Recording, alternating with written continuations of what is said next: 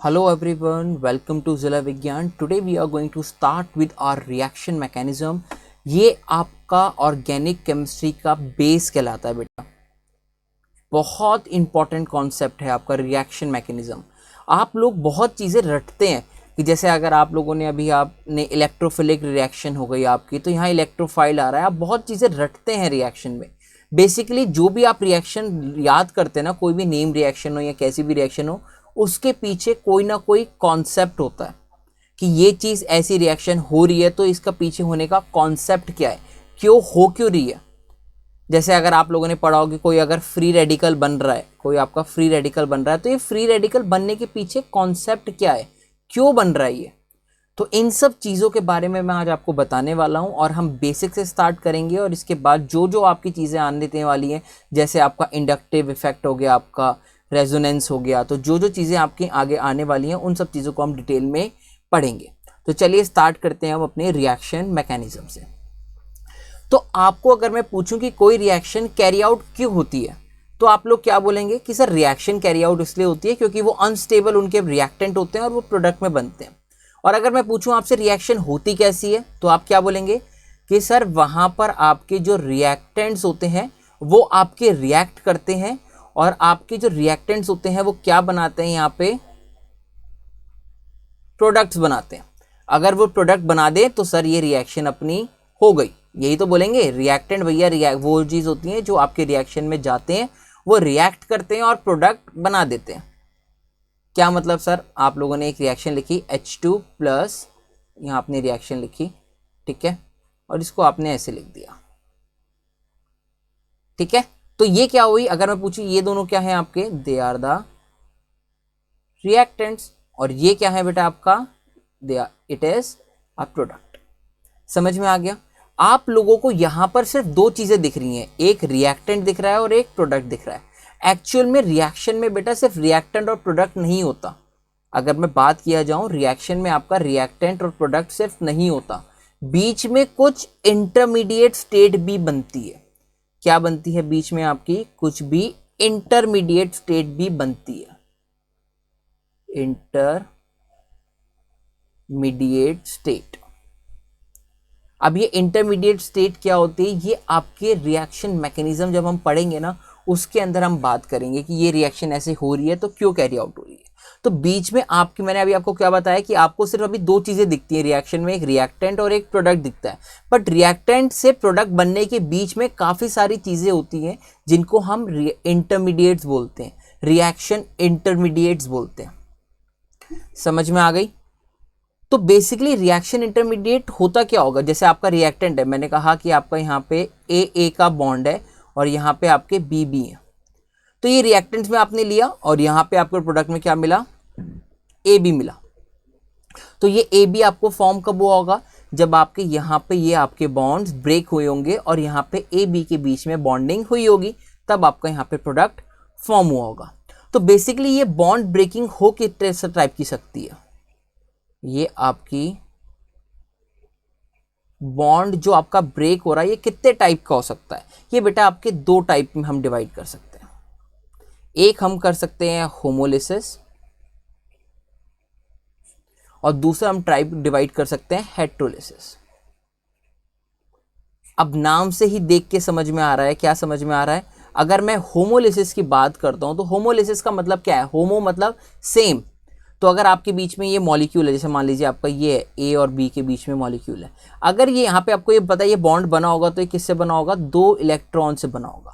तो अगर होमोलिसिस का मतलब अगर ये बॉन्ड बीच में से टूटता है, तो एक इलेक्ट्रॉन आपका ए के पास आ गया और एक इलेक्ट्रॉन आपका बी के पास आ गया। होमोलिसिस का मतलब ये होता है, मतलब इसकी और इसकी, अगर मैं थोड़ा डिटेल में बोलूं तो इसकी और इसकी इलेक्ट्रोनेगेटिविटी बराबर होने की वजह से ये इलेक्ट्रॉन्स आपके इक्वली डिवाइड हुए हैं यहाँ पे। समझ में आ गया होमोलिसिस के अंदर। तो होमोलिसिस के अंदर अपने को किसके बारे में पढ़ना है, होमोलिसिस के अंदर अपने को पढ़ना है फ्री रेडिकल के बारे में, ठीक है, फ्री रेडिकल, कार्बन का फ्री रेडिकल। अब भैया हेटेरोलिसिस का क्या मतलब है, हेटेरोलिसिस का मतलब बेटा ये है, जैसे मान लीजिए आपका ए और बी बॉन्ड बना है, तो ये बना किससे होगा, एक इलेक्ट्रॉन बी का होगा, एक इलेक्ट्रॉन ए का होगा। तो यहाँ पे बेटा हेटेरोलाइसिस का मतलब कि यहाँ पे आपके ऐसे बॉन्ड ब्रेक नहीं होगा। मान लीजिए जैसे मैंने यहाँ पे कहा कि आपकी यहाँ पे इलेक्ट्रोनेगेटिविटी ए की बहुत ज़्यादा है आपकी इलेक्ट्रोनेगेटिविटी बी से। इस पॉइंट का मतलब क्या है कि ए आपके इलेक्ट्रॉन्स को अपनी तरफ सारे खींच लेगा, ए अपनी तरफ इलेक्ट्रॉन्स को खींच लेगा क्योंकि इसकी इलेक्ट्रोनेगेटिविटी ज़्यादा है। तो इलेक्ट्रॉन खींचने की वजह से ए के ऊपर चार्ज क्या आ गया नेगेटिव, और बी ने अपना इलेक्ट्रॉन दे दिया, इस वजह से बी के ऊपर चार्ज क्या आ गया पॉजिटिव। या फिर अगर मैं इसका बोल दूँ, उल्टा बोलूँ कि इलेक्ट्रोनेगेटिविटी सर बी की बहुत ज़्यादा है ए से, तो इस केस में क्या होगा कि आपके ए के ऊपर चार्ज आ जाएगा पॉजिटिव और बी के ऊपर चार्ज आ जाएगा नेगेटिव। तो इसका मतलब होता है हेटेरोलाइसिस। हेटेरोलाइसिस का मतलब कि जहाँ पर आपकी जो बॉन्ड ब्रेकिंग होती है वो कैसी होती है बेटा, आपकी बॉन्ड ब्रेकिंग हेटेरोलाइसिस मतलब आपकी इवन नहीं होती। इसके अंदर आपको किस किस के बारे में पढ़ना है, इसके अंदर आपको पढ़ना है कार्बो कैटायन के बारे में, कार्बो अनायन के बारे में। सीबीएसई के अंदर और वैसे भी जर्नली आपके इन तीनों से आपके काम निपट जाते हैं। बट यहाँ पे दो चीज़ें आपकी और आती हैं इनके अंदर, जो आपकी एक्सक्यूज आपके लिए मेनली आपको आईआईटी में और नीट एग्जामिनेशन में पूछी जाती हैं।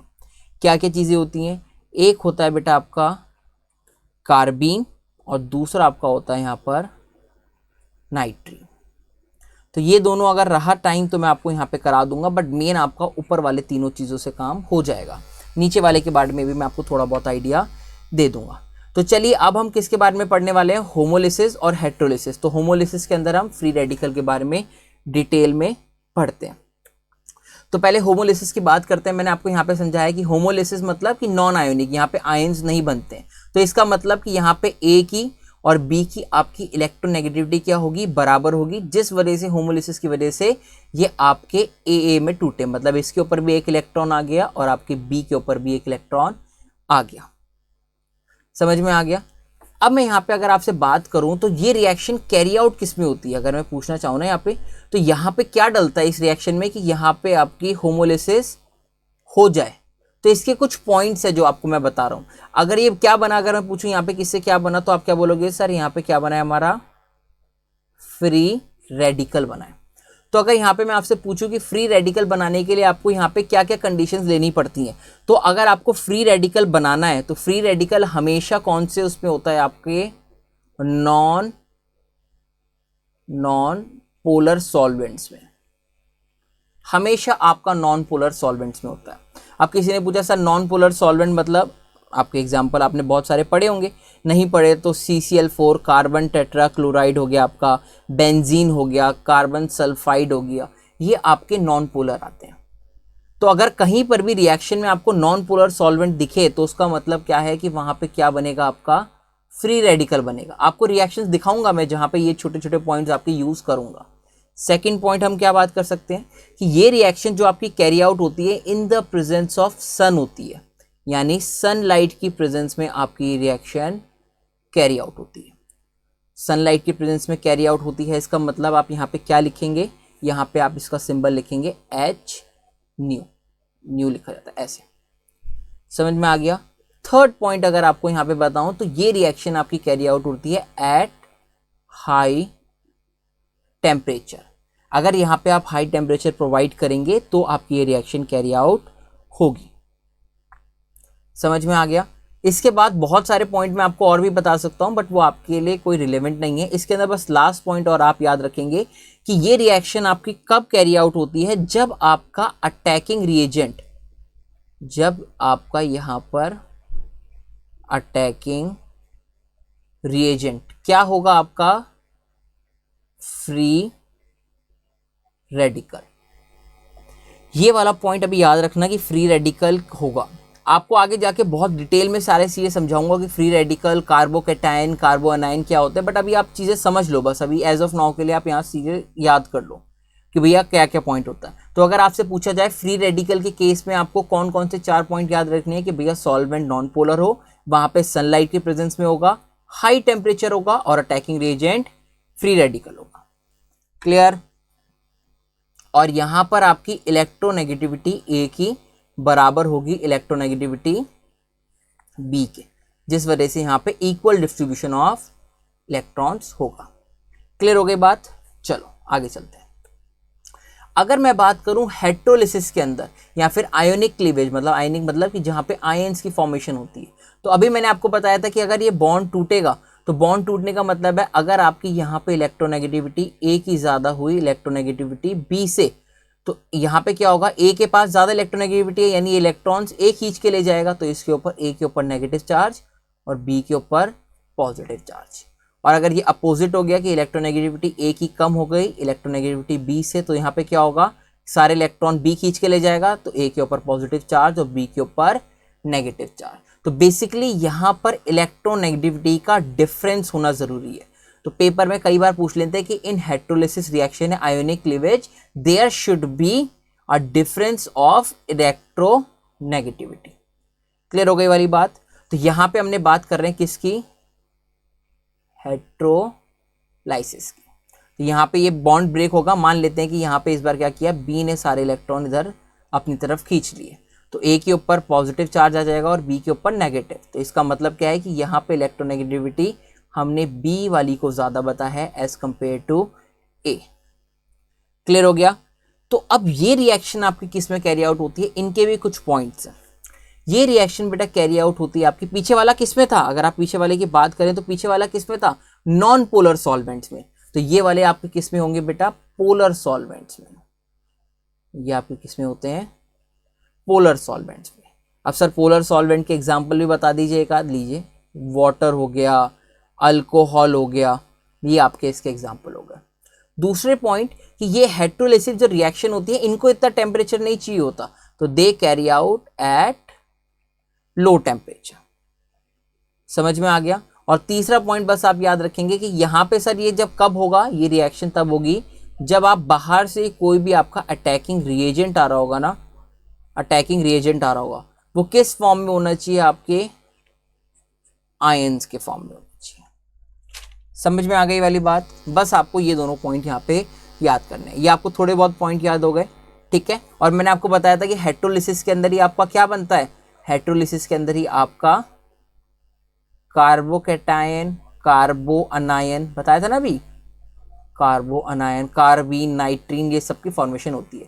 तो हमारे को बेसिकली इन दोनों के बारे में और फ्री रेडिकल के बारे में पढ़ना है। तो चलिए स्टार्ट करते हैं। तो पहले हम पढ़ते हैं अपने कार्बन फ्री रेडिकल के बारे में।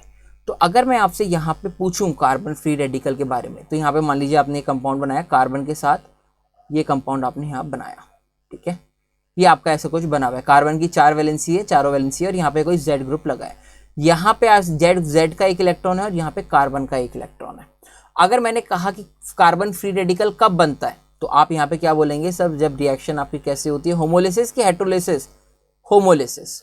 होमोलिसिस का मतलब कि सर यहाँ पे इलेक्ट्रोनेगेटिविटी इन दोनों की बराबर है और आपका बॉन्ड यहाँ से बीच में टूटता है। तो टूटने के बाद यहाँ क्या बनेगा आपका, कार्बन, एक इलेक्ट्रॉन कार्बन पे, 3 बॉन्ड इधर, प्लस एक सेट के ऊपर इलेक्ट्रॉन। तो ये क्या बना आपका, अगर ये क्या बना तो आप बोलेंगे it is a carbon free radical.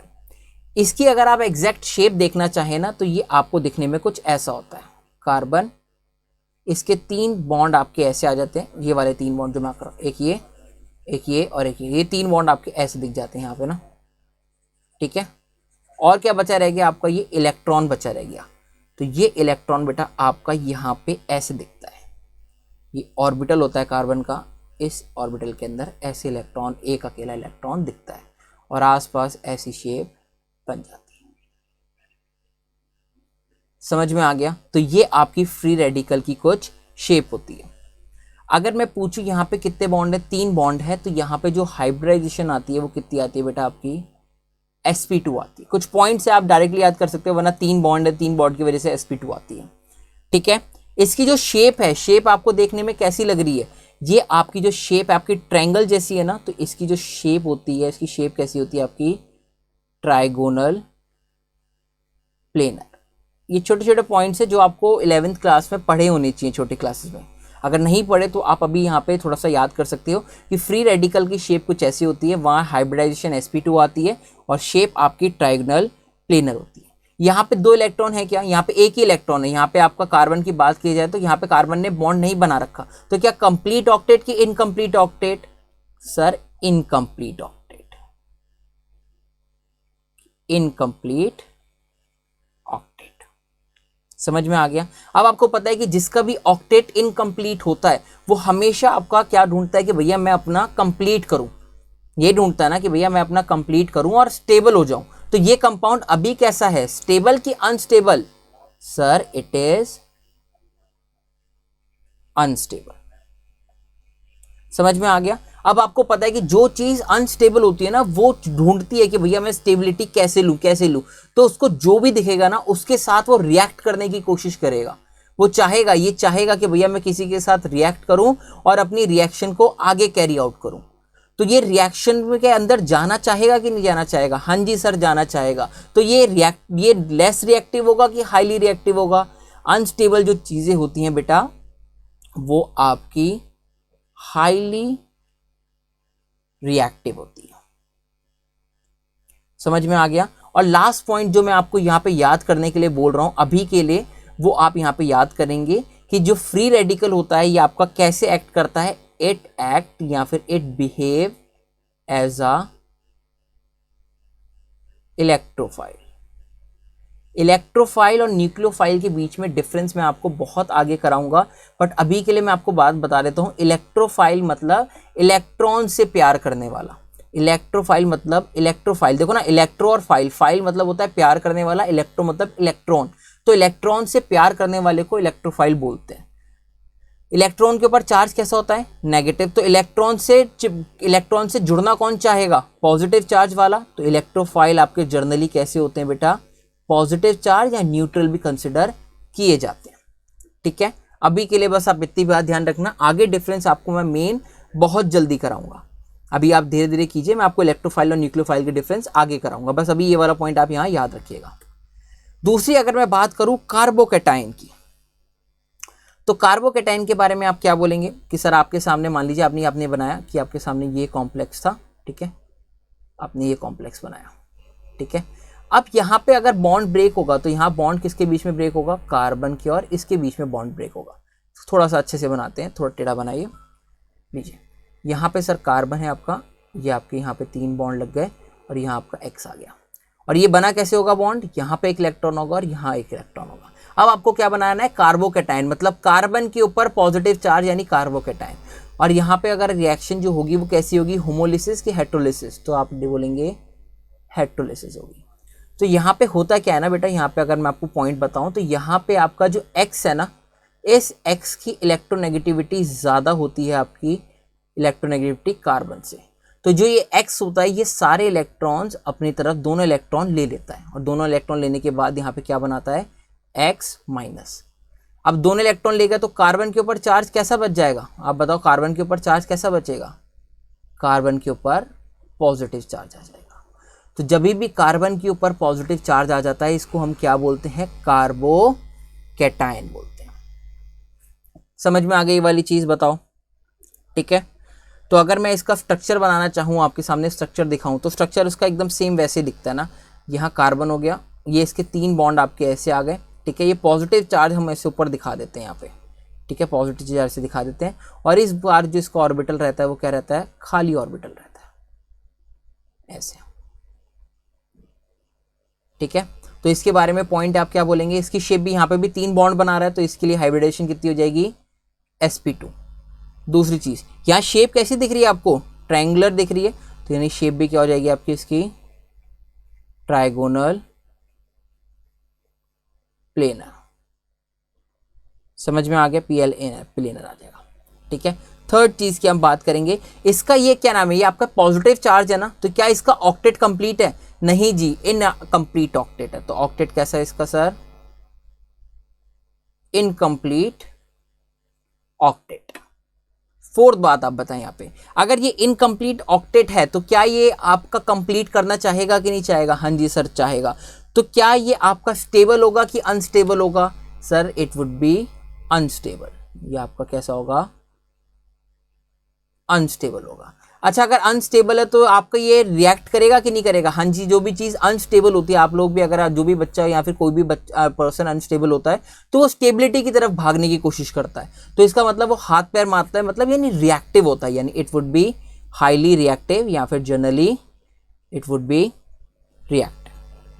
और एक पॉइंट 6 पॉइंट मैं आपको यहाँ पे और बोलूँगा कि ये आपका कैसे बिहेव करता है, ये आपका इलेक्ट्रोफाइल की तरह बिहेव करता है, ये वाला पॉइंट याद रखिएगा। तो इलेक्ट्रोफाइल की तरह कौन कौन बिहेव करता है? इलेक्ट्रोफाइल की तरह हमारा फ्री रेडिकल और कार्बोकैटायन, ये दोनों हमारे इलेक्ट्रोफाइल की तरह बिहेव करते हैं। ये प्रॉपर्टीज क्लियर हो गई आपको सारी, ठीक है। इसको नोट डाउन कर लेना, यहाँ से आपके क्वेश्चंस आ सकते हैं, बेसिक आइडिया आपको पता होना चाहिए। तीसरी हम बात करते हैं कार्बो अनायन के बारे में, ये भी बहुत इंपॉर्टेंट है। कार्बो अनायन का मतलब सेम से हम देखते हैं, ये आपने कार्बन के साथ सर 3 बॉन्ड बनाए और यहाँ पे आपने इस बार किया कि यहाँ पे कार्बन के साथ वाई लगाए और इनके बीच में क्या होगा, कार्बन का एक इलेक्ट्रॉन लगा होगा और यहाँ वाई का एक इलेक्ट्रॉन होगा।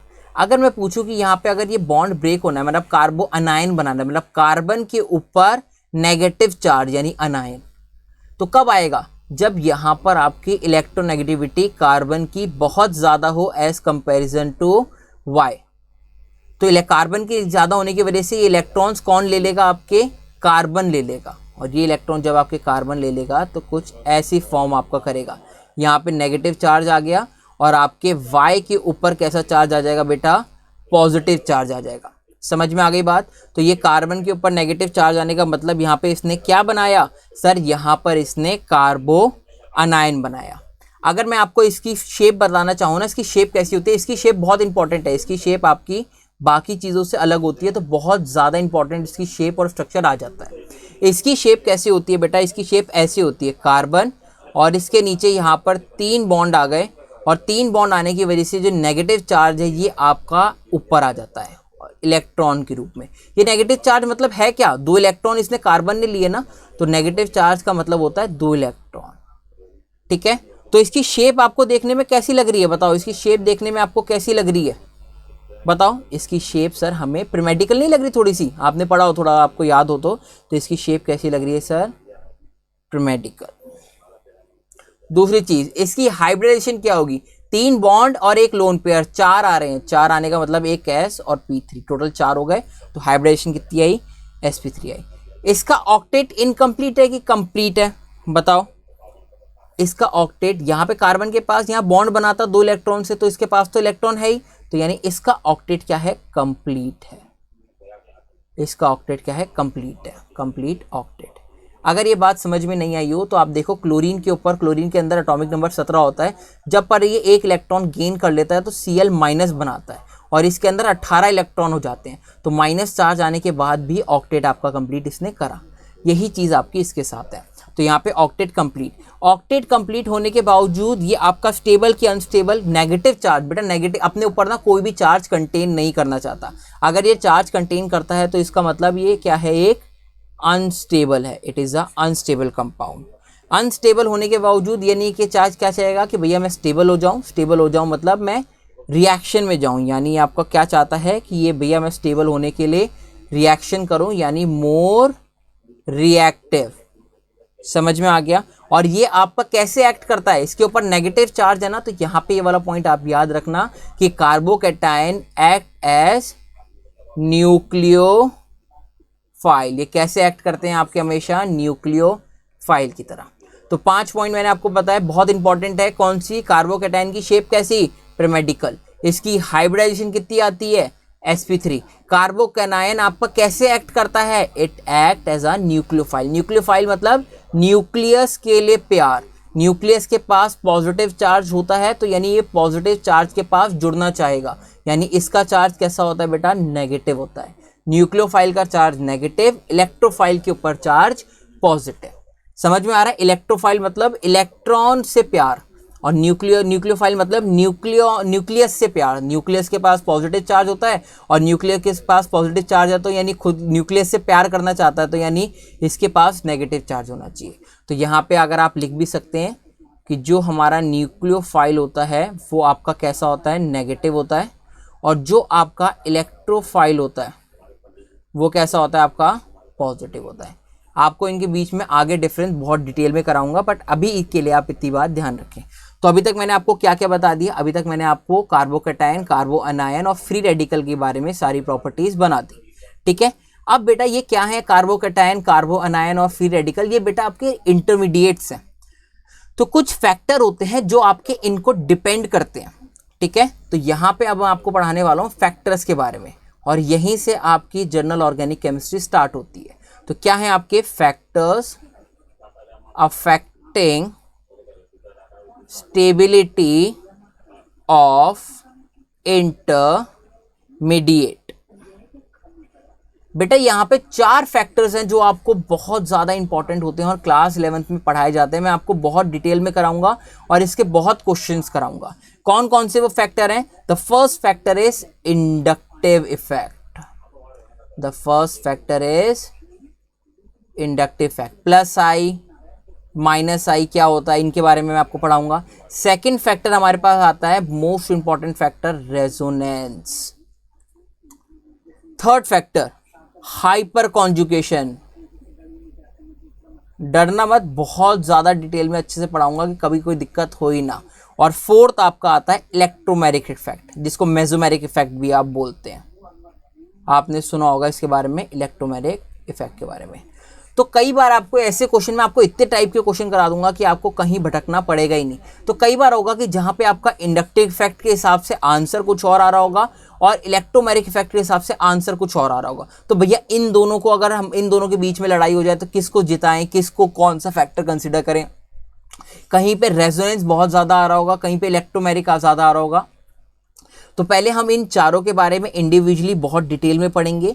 उसके बाद मैं आपको इन चारों की कंपैरिजन से भी क्वेश्चन कराऊंगा। उसके बाद न्यूक्लियोफाइल और इलेक्ट्रोफाइल के बारे में और थोड़ा बहुत सॉल्वेंट्स के बारे में बता के हमारी जीओसी कंप्लीट। जीओसी का मतलब ही ये आपके 4 टॉपिक और इनके क्वेश्चन है। जितने ज्यादा आप क्वेश्चन प्रैक्टिस करोगे उतने ज्यादा आपके कॉन्सेप्ट क्लियर होते चले जाएंगे और हर जगह आपको एक नया कॉन्सेप्ट मिलेगा। तो नेक्स्ट टाइम से हम आपके फैक्टर स्टार्ट करेंगे। फर्स्ट हम स्टार्ट करेंगे अपने इंडक्टिव इफेक्ट से, then followed by resonance, hyperconjugation and electromeric effect. तो यहाँ पे आप सारी बातें ध्यान रखना, इनकी प्रॉपर्टीज ध्यान रखना, carbon free radical, carbocation and कार्बो अनायन, और सारी चीज़ों को एक बार अच्छे से नोट्स बनाना और इनके बारे में अच्छे से याद रखना, ठीक है। बाकी हम स्टार्ट करेंगे नेक्स्ट क्लास में। Thank you so much for watching. और इससे पहले अगर आपने वीडियो नहीं देखी है तो आप प्लेलिस्ट में जाके देख सकते हैं। वीडियो को लाइक कीजिएगा, शेयर करना, और यार सब्सक्राइब नहीं करते हो सब्सक्राइब भी जरूर करना। Thank you so much for watching. Will start with from next class. Till then take care, bye bye.